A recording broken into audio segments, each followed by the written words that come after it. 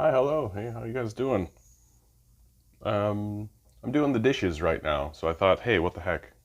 I'll do a little recording while I do the dishes. So if you see me looking down all the time, it's because I'm doing my dishes. Uh, what the heck do I want to talk about? What's banging around in my head today is there's sort of this revolving confusion amongst sort of non-political people who consider themselves centrists, but who are steadily revealing themselves to be just sort of apolitical or not interested. And there's still kind of this general confusion amongst them. How could anyone vote for Trump? How could anyone vote conservative? What are these people doing who are voting? The story is a little bit different, I think, in Canada than it is in the United States. Why is there this sort of swing to the right, this sort of steady march towards fascism? And to me, the answer lies in our political apparatus's complete inability and lack of desire to rectify the corporate takeover that definitely has happened in North America.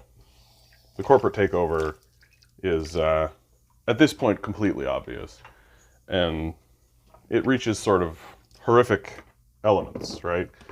Like, a corporation by its definition, like a business by its definition, is a totalitarian dictatorship, right? If you work in one, you don't make choices. You don't make decisions. Nobody at the top is asking you your opinion. You can send your opinion upwards. And if you're in a good corporation, if you're in a good company, they'll listen. And they'll actually do what you say, or at least take it into consideration. But that's only if you work in a good company, and I mean, people aren't good. And no politician wants to actually rectify that most of us are working in totalitarian dictatorships. And the reality is that at least conservatives are honest about that. At least they stand there and say, but that's good. What's the alternative, right? You want us to go back to barbarian times and just, oh, what do you want to be, a communist? Right? Oh, well, look how communism operated.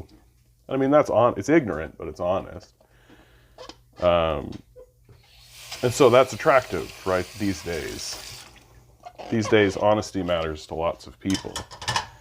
And honesty seems to be sort of superseding any other kind of ideological sort of backing, right? So if you're a bigot, but you're honest about it, people respect that more than if you are pretending like you're not, but then sort of reveal yourself after the fact, or we're convinced you will reveal it after the fact. Like, that's the Hillary Clinton-Donald Trump campaign in a nutshell, right? That Hillary Clinton played this game where she was trying to convince people that she was a good person, and that she had this sort of good streak.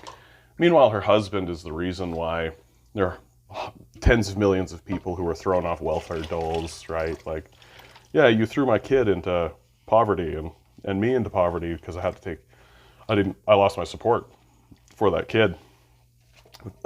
Sure, I'll vote for your wife, yeah, or sure, I'll vote, for the Clintons again. Why not? I'm only in abject poverty because of their decisions and their policies. Sure. And people saw through it. People saw through it. They knew that Hillary Clinton's not a good person, right? And you know that Hillary Clinton's not a good person because of her war record. Like the whole Libya, there are open air slave trade in Libya, and it is because of Hillary Clinton's fault, and she laughed about it. She considered that a success. The famous quote by her is, while cackling maliciously, saying, we came, we saw, he died, referring to Gaddafi, the leader of Libya. It's pretty brutal, pretty horrific thing to say, in general. And so, Donald Trump, on the other hand, like at the time, he was a complete wild card, right? Like people thought maybe he'll do good things. Who knows? But if you actually listen to the people who voted for him, in fact, if you actually go and you take a look at the record, they knew that he probably wasn't going to help them, right? They understood that. But they definitely knew that Hillary wasn't going to help them. And at least Donald Trump isn't lying about things. At least, like, the whole grab her by the pussy incident is indicative of that, right? Donald Trump didn't lie about any of that. He didn't pretend like he said it. He didn't, like, he was just like, yeah, well, lock or talk, right? Let's move on. And that's essentially his whole candidacy and his whole presidency. It's just bullshit. Let's just move on. And most people are just like, yeah, it sounds like bullshit. Let's just move on. We don't need to worry about it. Let's just move on, right? The Democrats are lying to us. We know they're lying to us. That's their MO. But at least Donald Trump isn't lying about lying to us. He'll lie to you and then just be like, yeah, what are you going to do? That's politics for you.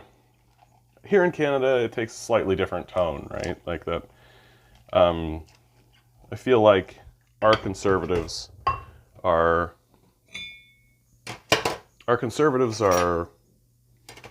who they are, right? They're far right Austerians, is what they want to come in, and they want to privatize everything. They don't want there to be public services. They want to insert worthless middlemen into the middle of all public works.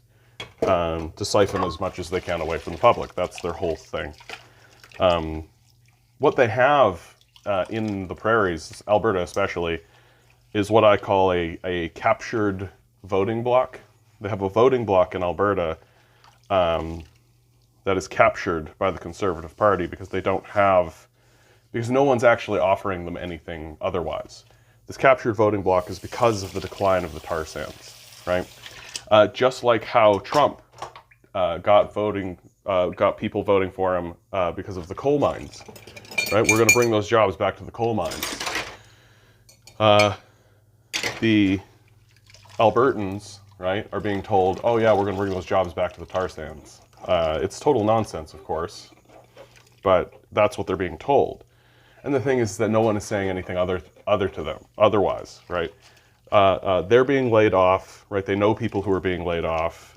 They're going from having a really decent paying job in the oil industry to like going into the service industry, where I work. Hey, welcome to the service industry. Yeah, capitalism doesn't care about you. Although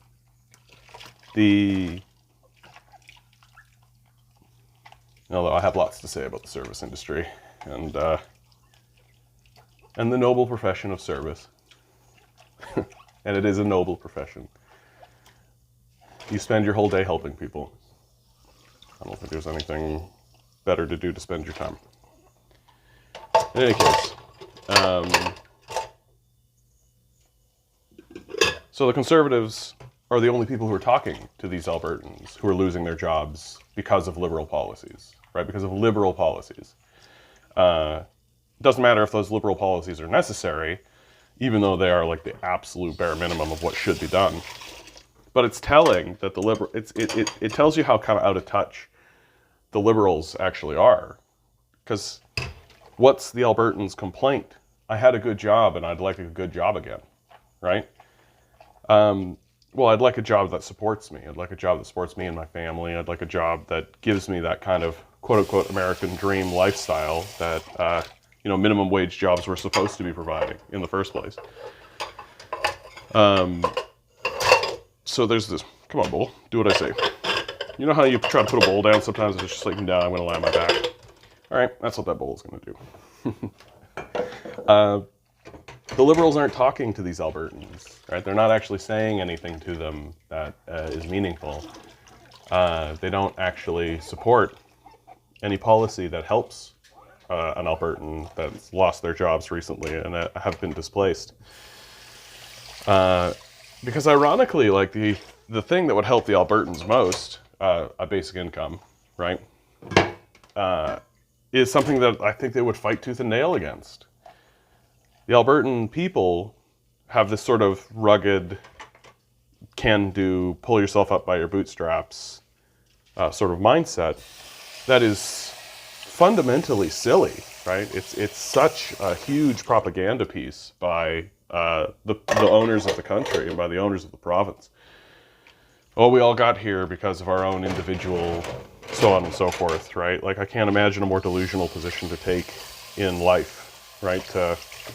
To say that your individual effort is worth more than the individual effort of all other people combined, and then all the forces that make the universe and the world possible.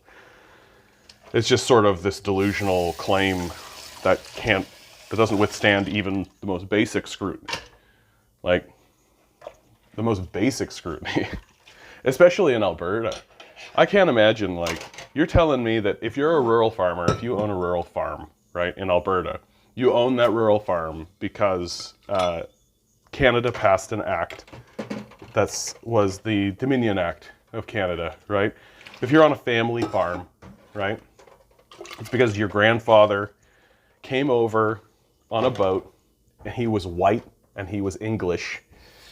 And they said, if you go to Alberta, we're going to give you 360 acres of free land that you can do what you want with, as long as you're productive on it. Which, I mean, if you're coming to claim 360 acres of land, you're going to be productive on it. And that's like the biggest government handout that has ever occurred in the history of the country. And so then that land gets passed down the next generation, and that land gets passed down the next generation as it goes. And that's free land. That land's worth millions upon millions of dollars today. And a farmer today can retire and sell his land and make millions of dollars because of that land that was given to him for free. That was given to him for free in a government handout. And that's the prairies for you. And then the people who are benefiting from that system, that was the largest government handout in history, turn around and say, we don't want anyone to get government handouts, and government handouts make you lazy and stupid. So it's just this blatant, ridiculous hypocrisy that exists within sort of the prairie mindset that, sure, I benefited from the largest government handout in the history of the nation. But, you know, if you do the same, you're lazy. So I don't quite know how to break through on that point, because I feel like when I say that to people, you know, if I were to say that to a conservative, there'd be sort of this scoffing dismissal of, you know, their own family history, which is what it is, you know. People don't even know their own family history, and they want to come at me and tell me that I'm the lazy one because I didn't have, you know, a government handout help me get free land. I mean, it's simultaneously, it's respectable why. I understand why, like, a rural farmer would vote conservative. He has a farm and he's got a land and he doesn't want anything to mess with that. He wants things to stay the same. That makes a certain level of sense. And that voting bloc will never go away, right? I mean, we've already seen, right? It doesn't matter if you know that the people you're voting for, right, if there's a string of racism, if there's any of that kind of stuff, they know that they're going to keep voting for those people, but they'll accept a certain level of racism, they'll accept a certain level of bigotry in the party, because, you know, that party is also going to keep their taxes low, right? It's also going to ensure that they keep their, you know, fancy house and their and their big piece of property, and nothing's going to mess with that. And that's really what they want. They're not interested in this this welfare stuff, these handouts for other people. How dare they? But there is this other contingent of the Conservative Party. Right? The Conservative Party is not completely made up of landowning farmers and CEOs and business owners, right? There's also working people. And those working people can be peeled away. That's the thing that I think is important for any movement, for anybody that would be thinking about politics or thinking about any of that kind of stuff, especially in Alberta, is that the people who are in Alberta are, there's a huge segment of them that I think if you finally were like, look, like, do you want to be able, those jobs aren't coming back. They're not coming back, right? You got Kenny now, he's in Alberta, and those jobs aren't coming back, right? What he's doing is dropping taxes for wealthy people, right? He's doing exactly what conservatives do. He drops taxes for wealthy people, cuts services for everyone else, kind of says farewell to the civil society, forget any of that. We'll just let people be homeless. We'll pay more to increase poverty, which is what happens. Right?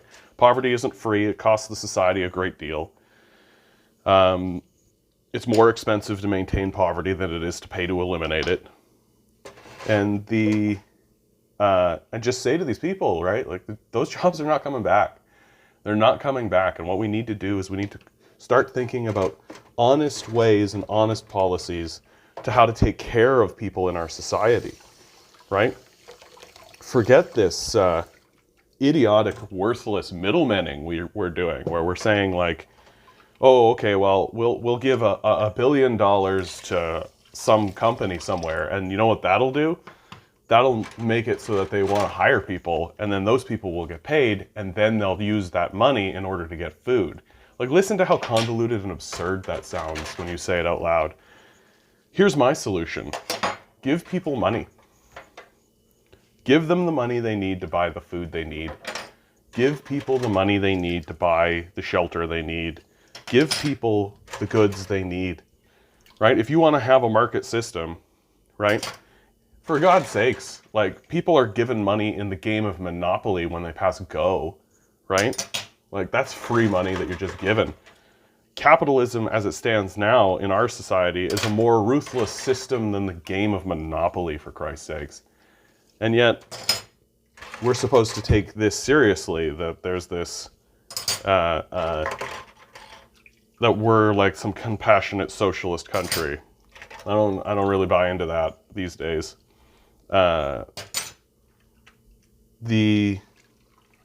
We could very easily, I think, convince these people and say, look, man, like, everyone needs help when things get rough.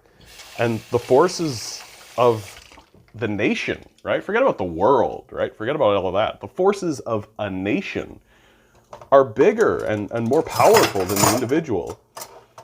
Nations are these absurd collection of individuals.